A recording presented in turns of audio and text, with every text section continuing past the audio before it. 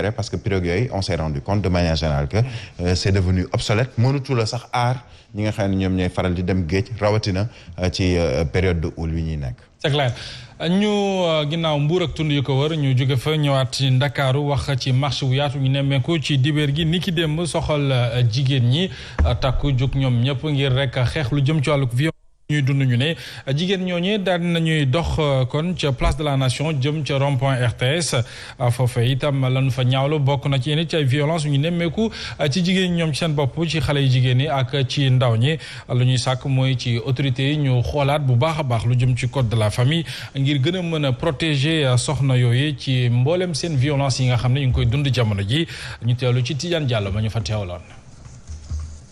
ginnaaw seen marche blanche bu ñu amal tey jigéen ñi ñu ngi artu. képp koo xamante ne yaa ngi sëy ci sëy ñu lay beddi di la boddi di la tong di la xas di la saaga dóor la sax mu sa yaram sedd moo gën a nekk jàmm moo tax ñu ne nag loolu moo war a jeex ci àddina ndax ñëpp xam nañ ne jàmm jigéen mooy jàmmi réew ndax jigéen mooy yaay jigéen mooy soxna jigéen mooy doom jigéen mooy jigéen mooy bàjjan ci kër ak ñi xam lépp li jigéen di représenté jigéen mooy maam bu jigéen ci kër ku xam lépp lu maam bu jigéen di représenté kenn ku nekk tey soo gisee góor ñi ñëw takku ànd ak ñun sol seen yëre yu weex bàyyi sacrifier seen dimanche matin parce que xam nañ ne mettital yi bëri na. ñoom ñi le lii lañu xaar ci kilifa yi. nguur gi nag li ñuy xaar ci moom mooy dafa voté ay loi mais xam nga soo voté loi te amul li koy findeer te kenn jëfewu ko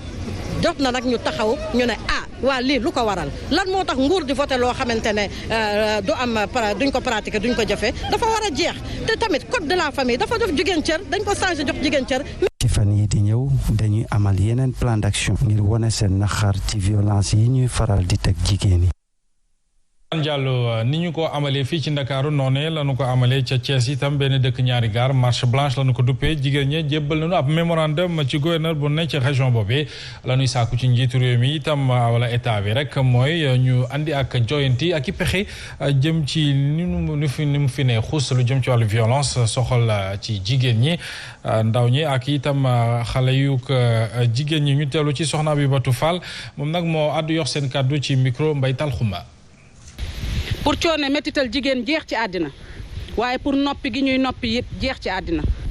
ndax bu ñuy wër di wax rek naan dañuy xeex jigéen ñi dañuy xeex violence te identifié wuñu violence ba xam fi muy jóge ndax ñëpp dóore wuñu góoru Sénégal yëpp siifuñu kat góoru Sénégal yëpp dóoruñu monsieur le gouverneur ñu lay fàttali ne dafa am rek lu ñu jaaxal soxal ñu di raam ñu naan naam ngi jóg ci ñag bi la jëm mu faf bëtt ñag biy dem tey bi jigéen ñi njëkk a yëkkati seen loxo mu daw tàbbi ci sa loxo ñu lay ñaan rek nga yërëm ñu ngeen yërëm ñu boole ñoog ñu ñuy yërëm sunu kàddu yi buñ la ko joxee ba nga jottali ko kilifa yi ci kaw nee ko yërmande la ñuy ñaan dañoo bëgg ñu yërëmaat ñu. mi ngi noonu Haj sabab li soxal marche blanche du leen lu dul ñoom jigéen ñi dañoo yëg ne li ñu leen di violenter dafa bari lool. waaw mu nekk loo xamante ni bii daanaka ñu war a continuer di ko xeex la. jàppale leen ci xeex boobu. parce que dañu am rôle bu am solo bu ñuy jouer li ma dul nangu toujours. yenn saa yi mu bokk ci ay séminaires yoo xam ni même idée boobu laa fay défendre bu ñu nekkee ci géew bi mu nekk maanaam powum gar ku mën a génne sama moom génne ko ci géew bi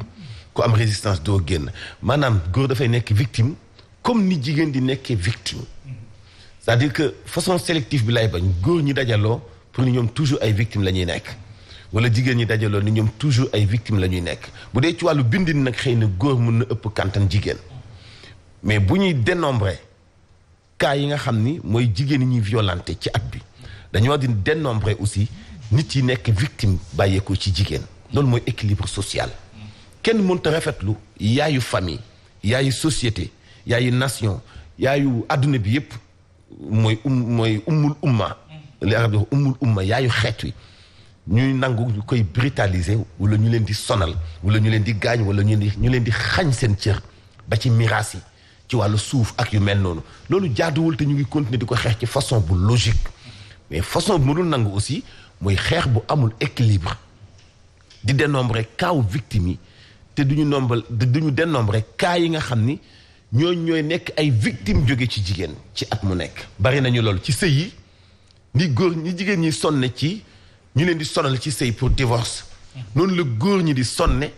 di nekk ay victimes ci jigéen ñu leen di exiger ay divorce wala teg leen lu ñu tegoowul ñaata góor ñuy dund boo ko dénombré ci dund ak seen jabar infidélité bari na dund ak seen jabar yeneen ak yeneen bari na c'est-à-dire que itam dañuy bëgg ñoom ma dama ànd ak ñoom de ci marché bi parce que ñoom ñooy suñu ay yaay mais itam ñuy maandu ñuy équilibré c'est-à-dire que di ñaax seen yeneen i nattangoo yi def ci ak tayeef jëf ju bon ju mel noonu jëmale ko ci góor wala jëmale ko ci seen moromu jigéen li ma waxoon rek violence moom baaxul ci bàyyeeku ak côté bu mën di bàyyeeku mais it nag vraiment du ma leen ni waaw à 100% ci ni ñuy victimiser woo ci kanamu population bi jigéen am na gëdd Sénégal jigéen ñu ngi leen di taxaw jigéen ñi parité bi gis nga ni ñu ko respecté jigéen ñaa ngi nekk ay ministre fépp fu góor di nekk jigéen bokk na ci élection présidentielle c'est quelque chose boo demee université professeurs yi ëpp pratiquement ay jigéen lañ donc ban côté la ñuy xeexati dama leen di demander ñu xool souffrance seen nattango yu jigéen yi nekk ci kaw gi loolu bokk na ci seen xeex pas dañ lay dóor dañ lay violent dañ lay xët ñoom dañuy def ñu leen def mais jigéen ñi nga xam kenn violenté wu leen mais situation sociale moo leen jàpp ba nga xam ni ñu ngi souffrir di am doom di dugg saret di dem di roti ci ay teen bu ñu xëyee du ñu am ku leen jox dépense ñuy dem di taxani di jaay pour mën a toggal seen doom yi voilà yooyu nañ ko boole walla ci xeex bi parce que tey jigéen ñi ëpp te gën a souffrir amuñu lu ñu jëndee 4 mètres yu ñu ñëwloo grand boubou bu weex pour bokk ci marche bi. c'est important ñu gën a souffrir. mi ngi noonu la marche blanche Birahim Touré. waaw muy lu am importance mais Mansour jëñu na ko ci lu jëm ci société ci boppam man ci lay àddu ndax dafa am loo xamee ni tey société bi faw ñu dellu li ñuy woowee ci fondamentaux yi faw ñu am li ñuy woowee ay références c'est valable pour les hommes comme nu mu valable ci jigéen yi tey bu ñuy wax référence parce que dañu nekk dëkku diine muy chrétien wala muy musulman dañu jël ay jigéen tamit yu doon ay références ñun tey boo waxee soxna Fawad wele nga wax ku ci mel ni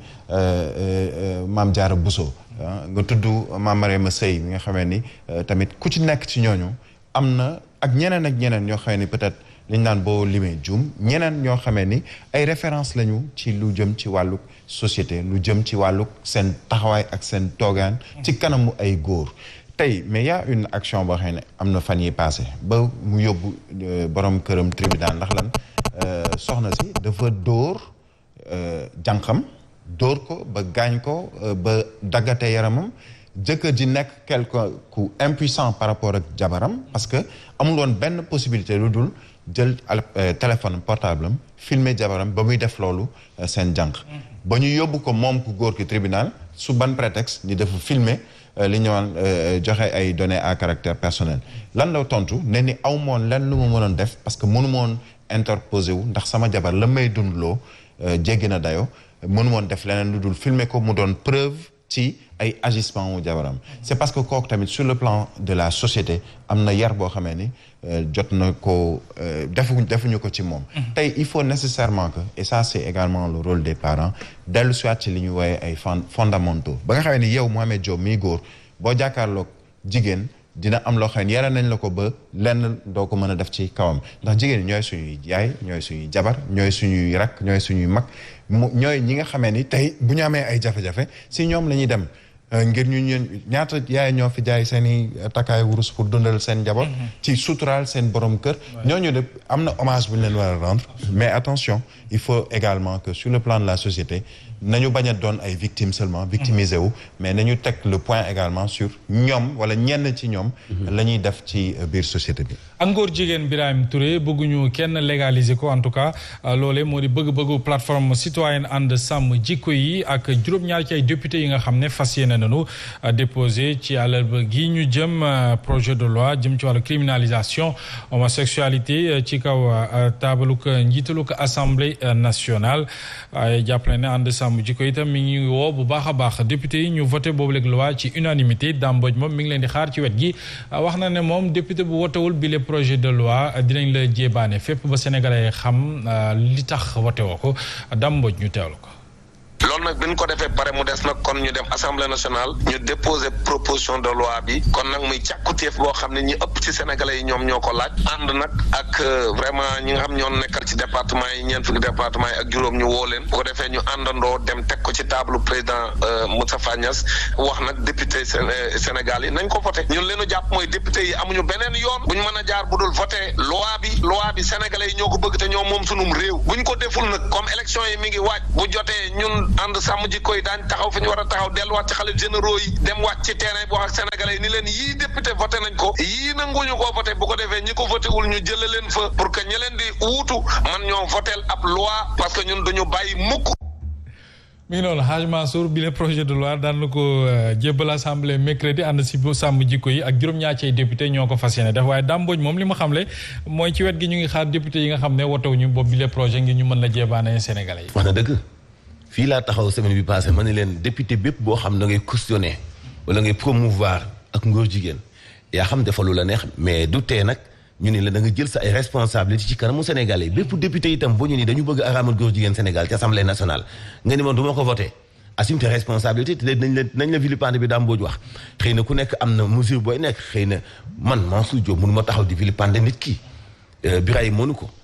mais yeneen organisation yi nga xam ne am nañu sañ-sañ bi daañu la vilipender tudd sa tur dénoncé la te bu ñu la dénoncé tudd la ñun daañu la tudd boobaa daañu am accès ci wax dëgg sa xar kanam yow ban sénégalais nga dëggantaan est-ce que mérito nga nekk ci suñu pencum ndaw yi réew mi gis nga bu ñu waxee ak ngóor jigéen waa sàmm jikko yi nii du affaire diine kese affaire morale la affaire suñu société la dafa am lu mu laaj ak lu mu laaj. ñun suñu société amul benn diine bu sax bu ko nangu mais da ngay wax indi ñu am ñu askanale ko foofu mais da nga naan suñu ngor nanguwu ko suñu aada nanguwu ko suñu ngëm-ngëm nanguwu ko suñu diine nanguwu ko ñun sax ñu nanguwuñu ko parce que ñun dañu seexluwante contre nature la tudd xam nga yàlla mu ñuy bind moo gën a xam góor ak jigéen góor ak góor contre nature la jigéen ak jigéen contre nature la pourquoi ñoom seen bopp ñu tuddee ko contre nature parce que normalul parce que baaxul loolee nag fii ñu nekk te ñu teewal ca pencum ndaw yi réew ma bu ñu nee nañ ko fi araamal bépp député bu ñu ko araamal assume tes responsabilités bu la gars yi dénoncé daañu la siiwal de daañu wax sa njaboot ni ñëpp ni yaa lànk ni doo fi xeex ak ngóor jigéen kon yaa fi daganal Dame Mbodj kii li mu wax moom ñëpp ci la ñu ne. mi ngi noonu Birame Touré. li ma bëgg xam mooy ndegam ci wàllu ko bu ñuy voté boobu la loi ndax vote secret lay doon. wala vote boo xam ne ñëpp ne fàng ndax li mu wax condition bi loolu la mais Mohamed Diop bu dee vote secret la am na si ñoo xamee ni duñu ko voté xamul tax Sénégal adduna bi ci boppam le lobby homosexuel dafay taxaw bu mu ëpp ñu voté loi ñu bañ a voté loi daf fi présent bu mu ëpp xam nga Cheikh Yérim Seck mu ngi wax la dernière fois ci benn yéenekaay je pense c'est l'Observateur moo ko doon wax am na lobby yoo xamee ni tey am na ñoo xamee ni bu ñu yóbbee loi bi ci assemblée nationale bu dee vote bi secret lay doon du ñu ko voter parce que dafa am yeneen ni soubassement sur le plan politique sur le plan économique et ça pas seulement pour Sénégal am na réew yu bari yoo xamee ni jamono ji dañuy ànd ak réew yi nga xamee ni dañuy légaliser homosexualité wala dañu ci am benn cër bugguñu ñuy def lu ñu woowee beddi ñoo xamee ne dañoo bokkul li nga xam ne moom mooy jëmwaay ci wàlluk sexualité fii Sénégal indi nañ fi benn kii di wax wàlluk genre ci ay loi wax waxu genre lan la fii ni kilifa yi wax ne ni genre boobu